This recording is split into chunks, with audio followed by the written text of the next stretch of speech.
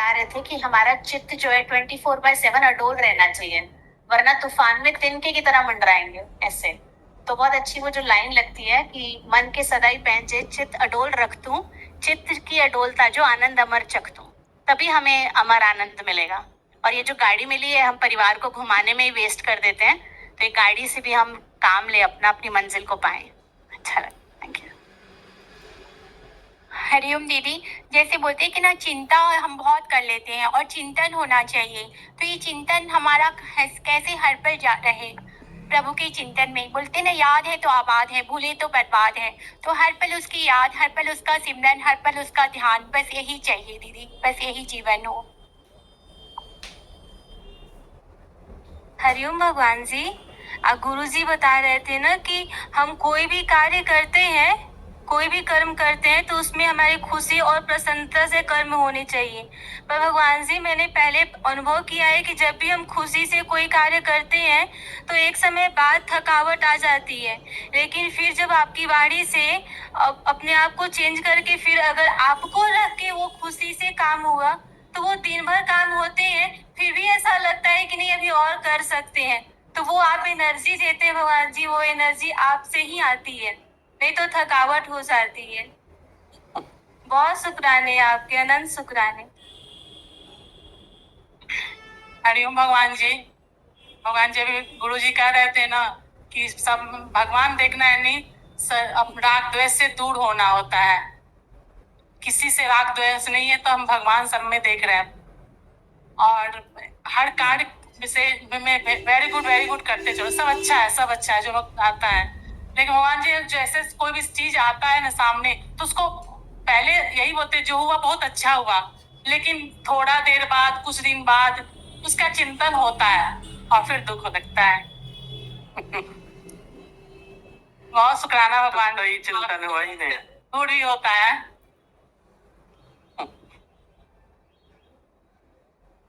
हरिओम भगवान जी। आज गुरु जी की वाणी में ये बहुत अच्छा लगाता है कि बच्चा भी अधूरा पैदा होता है। ये नई बात भी लगी और अच्छी भी लगी। क्या? बच्चा अधूरा ही पैदा होता है। जैसे उसके हाथ पैर होते हैं लेकिन चलना वो बाद में सीखता है, मुख होता है, खाना खुद नहीं मांगेगा, लेकिन उसको माँ को ही ध्यान होता है। अंत तक हम लोग भी अपूर्ण ही रहते हैं, अधूरे ही रहते हैं, क्योंकि हमारे अंदर राग द्वेष मोह ममता सब पड़ी रहती है। इसलिए गुरुजी बता रहे थे कि हमें भी अपने लक्ष्य के लिए आए हैं, उसकी ओर बढ़ना चाहिए, पूर्णता की ओर प्राप्त करना चाहिए। और पूर्णता होने पर भी मतलब हमेशा ये नहीं कि काम पूरा हो गया, उसके बाद में भी काम शुरू ही हुआ है, जैसे एडमिशन हुआ है। Thank you.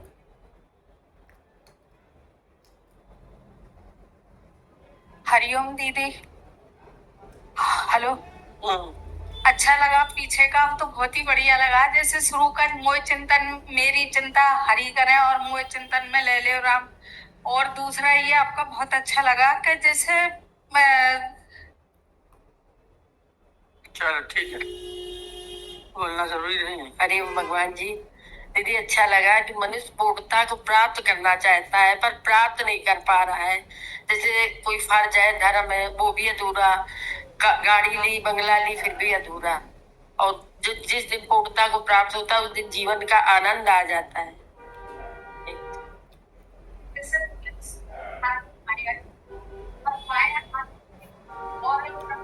पूर्ण नहीं आता है, जैसे आंटी भी बता रही थी, लेकिन हमें तो यही बोला जाता है कि हम जो भी हैं सब पूर्ण है। तो फिर क्या डिफरेंस हुआ?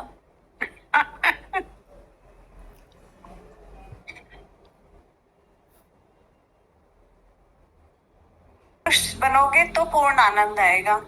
तो दीदी हम फील करते हैं कि एक होता है परफेक्शन की इच्छा या परफेक्शन का शौक, हमारे अंदर एक्साइटमेंट पैदा करना चाहिए, पर हमें तो चिंता हो जाती है जब हम ऐसी सोचते हैं। तो हमें एक परफेक्शन का शौक हमारे अंदर चिंता पैदा करता है, एक्साइटमेंट नहीं पैदा करता है। ऐसा लगता है कि अच्छा इतनी कमी आए कैसे पहुंचेंगे। और इस श्लोक में बताएंगे। तुमने इतना बनाया, तुम ही पूर्ण बना दो जी।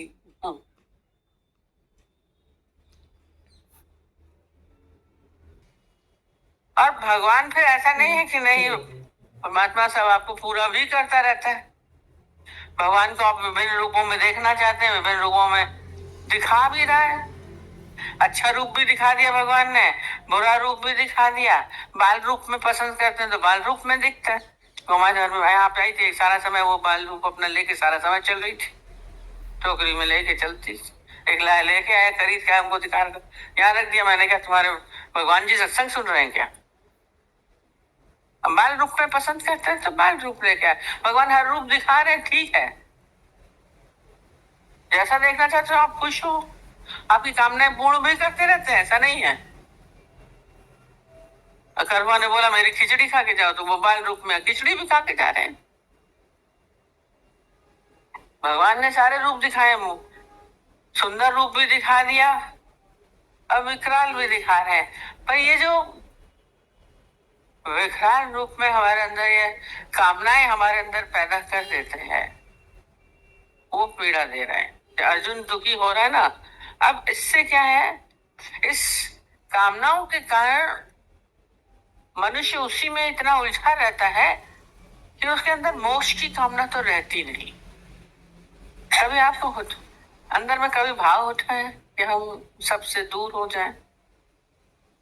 मोक्ष की कामना पैदा तो हो, तब तो ये वाली कामनाएं दूर होंगी, तब तो मोक्ष की कामना हो।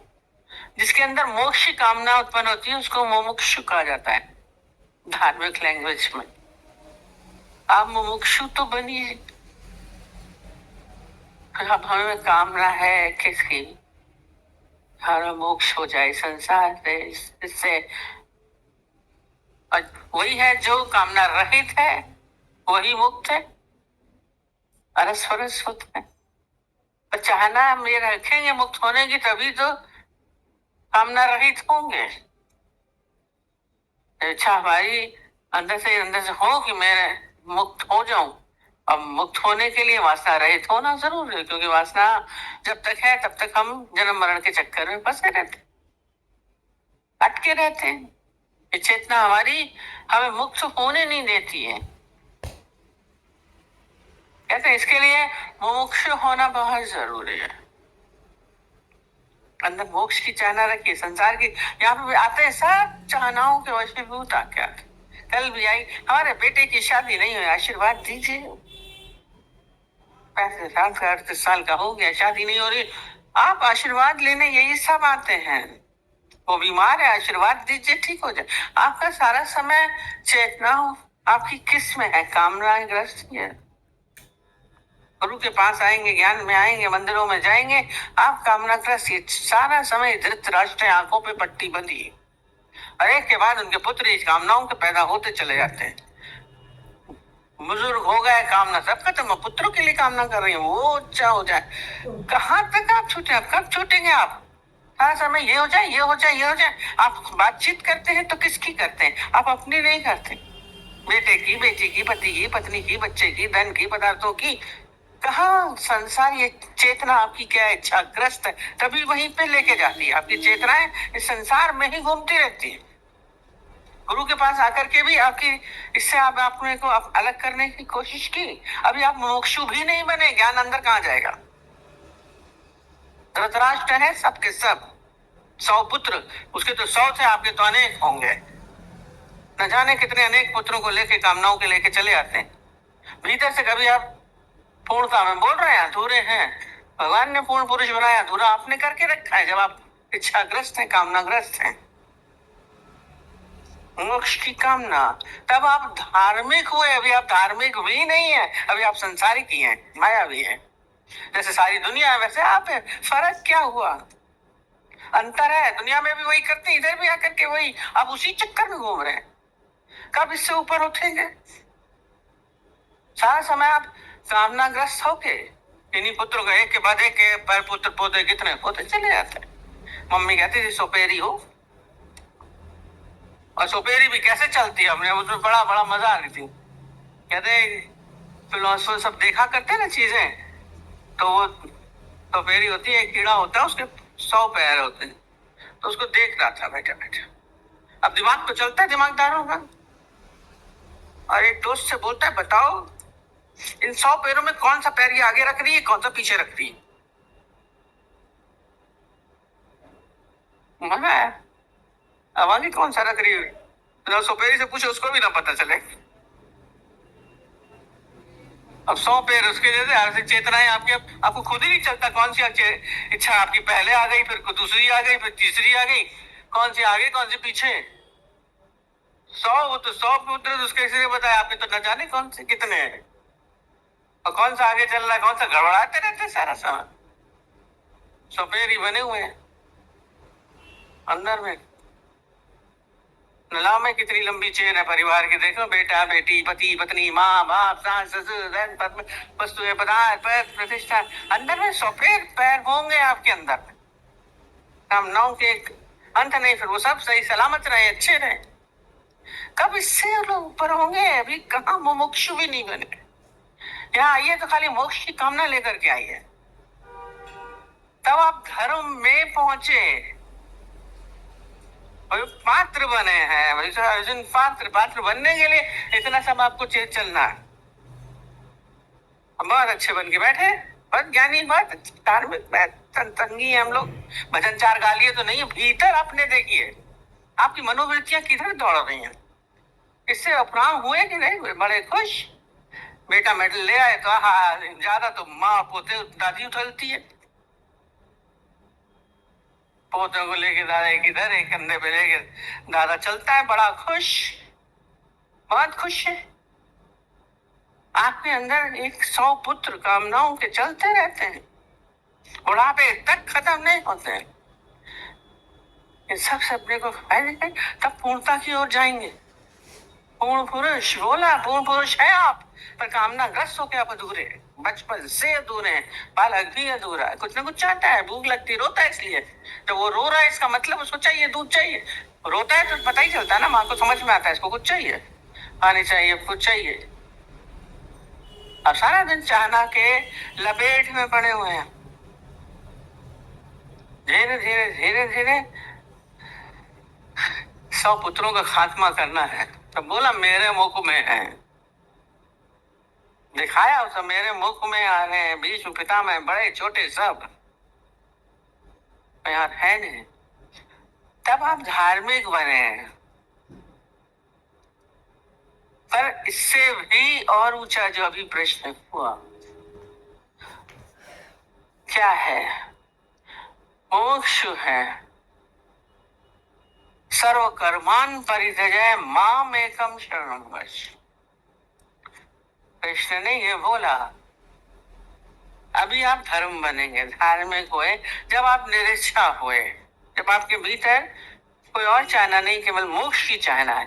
बाद में ये मोक्ष की चाहना भी बोले ना, हम इस मार्ग में कैसे अच्छे चले, फिर हम कैसे पहुंचे, ये भी कामना आपको पीड़ा देगी, अधूरापन दे रही है कि नहीं दे रही है, खालीपन उचासी मायूसी देती है। अब क्या करें, अभी तो पहुंचे नहीं, कब पहुंचेंगे, कैसे होगा? ये धर्म की कामना। हम धार्मिक बने, अब ये चाहना आपको, सर्वधर्मान परित्यज्य माम एकम शरणम व्रज। अब धीरे धीरे ये तो बहुत ऊंची अवस्था जब आ रही है, अब आएगी। अब ये क्या करना, ये भी छोड़ दो। माम एकम शरणम व्रज, मेरी एक की शरण लो। कृष्ण ने ये लास्ट बोला, माम एकम शरण। फिर हम कृष्ण को ढूंढेंगे, उनकी शरण लेने जाएंगे। अब किसकी शरण लें? अब हमारे गुरु कौन है, हम किस गुरु को डाल के जाएंगे, किसकी शरण जाएंगे? अब कृष्ण तो है नहीं, राम तो है नहीं, फिर क्या लेंगे? फिर गुरु लेंगे, अब वो भी नहीं दिख रहे हैं, अब गुरु भी चले गए, अब क्या करें? अब किसकी शरण लें? बड़ी मुश्किल अंदर में आता है। और सही गुरु तो आपको उस स्थिति में पहुंचाएगा। माम एकम शरणो व्रज, एक ही है, उसी में स्थिति आनी है। ये सब जो भी दिख रहा है सब क्या है? सब जग चलनहार है, तो किसको पकड़े, किसको छोड़े, कहाँ जाएंगे? कल भी बोला था, बार बार चलने की बात है, कल भी बोला पाथलेस लैंड है, कहाँ जाओगे, क्या करोगे? कोई रास्ता थोड़ी ना, मार्ग कौन सा है, कहाँ जाएंगे? फिर चलने की बात शुरू हो जाती, मैं की उपस्थिति है ना, वो कुछ न कुछ करना चाहता है। और बोला कि धृतराष्ट्र की जान अंधा है, अंधकार क्या है, अज्ञान क्या अंधकार है। वो हमें मजबूर करता है भटकने के लिए, कहीं न कहीं भटकाएगा। अब यहाँ चल, फिर अब अच्छे तक तो जाए, सिर्फ मार्ग में भटकेंगे, इसमें भी भटक रहे, इस मार्ग में बहुत भटक रहे हैं बेचारे, अच्छे सब भटक रहे हैं, लगे पड़े हैं बेचारे मेहनत करने में सारी दुनिया। और अभी ये धृतराष्ट्र के पुत्रों को तो पैदा करना बंद करो। अंधे पुत्र अंधे के बेटे अंधे बोला,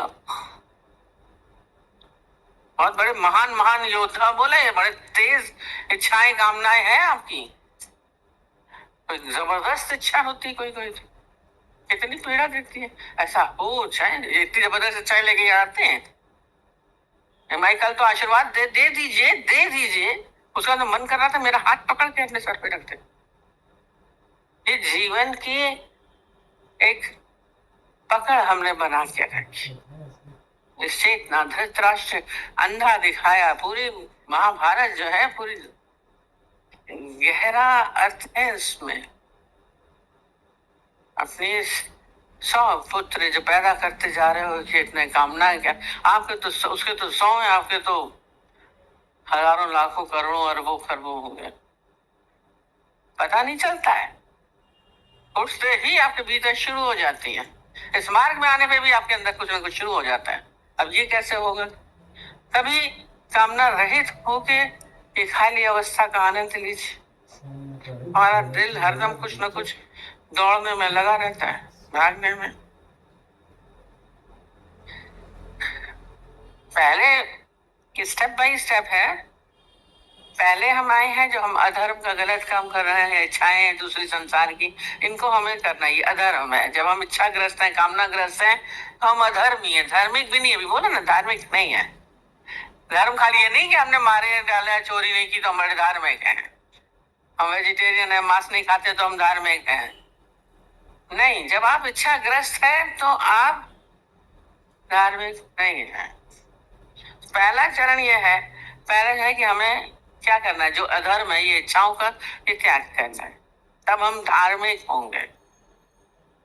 फिर धार्मिक होने के बाद ये हम भगवान के होंगे, भगवान को पाना है, ये इच्छा फिर मोक्ष की इच्छा भी फिर बाद में एक जंजाल बनती है। वो बाद की इच्छा है, फिर 100 इच्छाओं को हमने करी, कम से कम एक इच्छा में आइए आप, भगवान मोक्ष कब मिलेगा। फिर उसके बाद उसको भी त्यागना है। धीरे धीरे स्टेप्स उठाइए,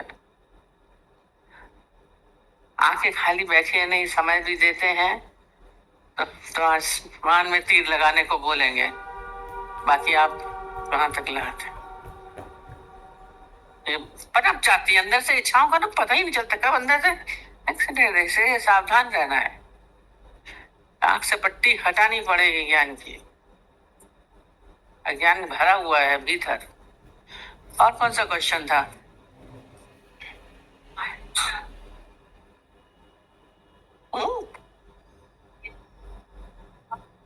किसका?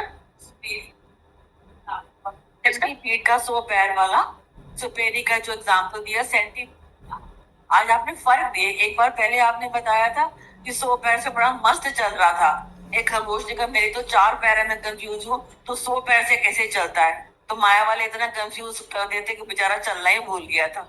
आज आपने इच्छाओं को लेके बताया। हमारे एक ही दृष्टांत के कई सिद्धांत होते हैं, जहां पे भी लगा दो।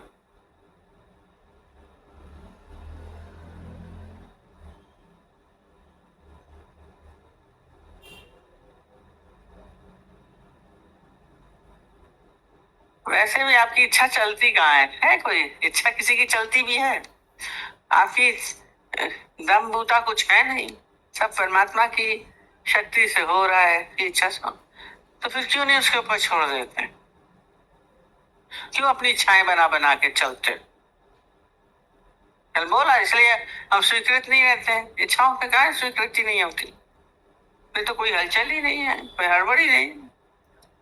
अपने आप को हम लोगों ने में शक्ति है नहीं और बड़े शक्तिशाली बनने की कोशिश करते। आज बच्चा चलने की कोशिश करता है, आप नहीं चलेंगे तो लड़का आगे गिरता है। ये सारा समय इसलिए गिरते पड़ते रहते हैं, दुखों में, चिंताओं में, उलझनों में, पीड़ा में। इच्छाओं के कांटे आपको चुभते रहते हैं। यदि कोई दुख है, पीड़ा है, तो बाहर से नहीं है, ये आपके भीतर की इच्छाओं के कारण, चेतना के कारण दुखी हैं आप। बाकी कोई परेशान नहीं कर सकता, यानी अपने मजे में बैठता है। तुम्हारा क्या था? कुछ क्वेश्चन था? पॉइंट तुम्हारा क्या था?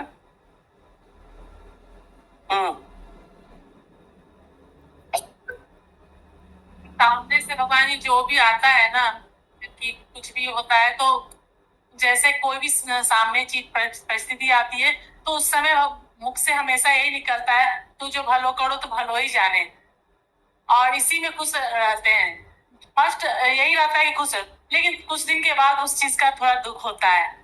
जैसे आप एक बार हिटमी का बताए थे ना, कि कोई मारा तो गिर तो गए, लेकिन तुरंत उठ जाओ, उठने में थोड़ा समय लगता है। क्या बताया था? जैसे हिटमी का आप हमेशा बताती है ना, कि हिट मी, जो खिलौना आता है, तो गिरते हैं, तो हम बस यही चाहते हैं कि जितना जल्दी गिरे उतना जल्दी उठ जाए। बस थोड़ा सा लेट होता है कभी कभी, लेकिन आप ही उठाते हैं। बहुत शुक्राना निकलता है भगवान जी। इसी तरह दर पे बुलाते रहिए। भगवान जी, ये अच्छा लगा कि हम धार्मिक भी नहीं है। अभी तक हम समझते थे, पहले पूजा पाठ में धार्मिक थे, फिर सत्संग आने के बाद लगा सत्संग में आ रहे हैं तो हम धार्मिक बन गए, लेकिन आज पता चला अभी भी धार्मिक नहीं है। जब तक इच्छाएं नहीं छोड़ेंगे तब तक धार्मिक नहीं है। मोक्ष मोक्ष का ही एक लक्ष्य रह जाए। हरिओम भगवान जी। मानव इच्छा कामनाओं से ही ग्रसित है। जब इच्छाएं कम होती है तभी मनुष्य मुक्त होता है, और मुक्त हो जाते हैं जब हमारी चीज से, तो हर चीज हमें स्वतः ही मिल जाती है। स्वतः मिलने के चक्कर में ये मत बोलना कि स्वतः मिलेगी, हम इच्छा नहीं करेंगे। अंदर में ये सूक्ष्म इच्छा पड़ी रहेगी, सूक्ष्म इच्छा पड़ी रहती है। भगवान दे ही नहीं रहा अभी तक। इतनी देर हो गई, अभी तक आया ही नहीं, अभी तक आया ही नहीं। अंदर जड़ से खत्म करनी है, और ही नहीं कुछ। हरिओम। ये पक्का कराते हैं कि अगर कुछ भी हमारे पास अगर हो या ना हो, कुछ भी, तो वो परमात्मा की मर्जी से होता है। हम अगर सोचते हैं तो वो सोचा हुआ नहीं होता है। तो आप ये फिक्स करा दिए हो कि हम सोचे भी क्यों, जब होगा ही नहीं तो फिर क्या सोच के फायदा। ये पक्का होता है भगवान जी, इसीलिए कुछ थॉट ही नहीं आते ऐसे दिमाग में। ये जान जरा, तू है निर्बल, वो है बलवान।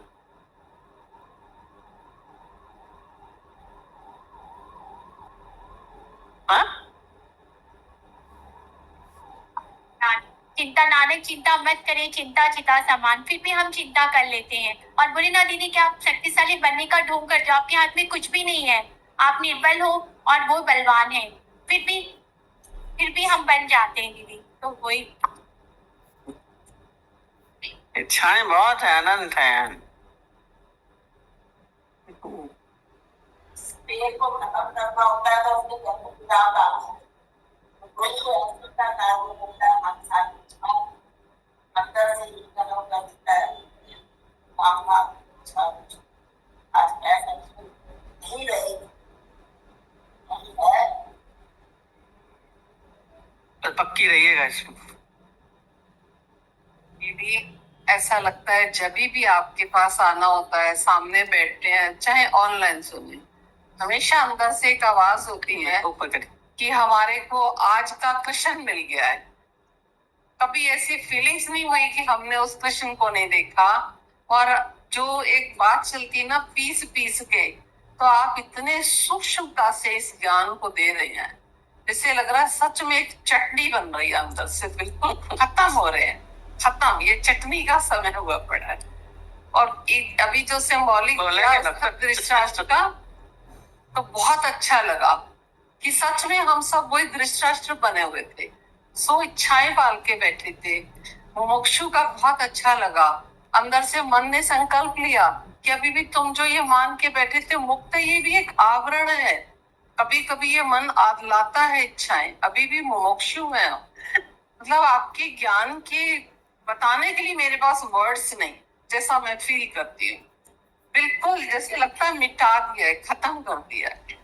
जो 10वां 11वां अध्याय चला तब से इतना पक्का हो गया है, जिधर देखते हैं लगता है भगवान ही दिख रहा है ही भगवान। और अभी ये होती है। विकराल रूप का चल रहा है तो भी वही। बहुत अच्छा, बहुत ही बढ़िया।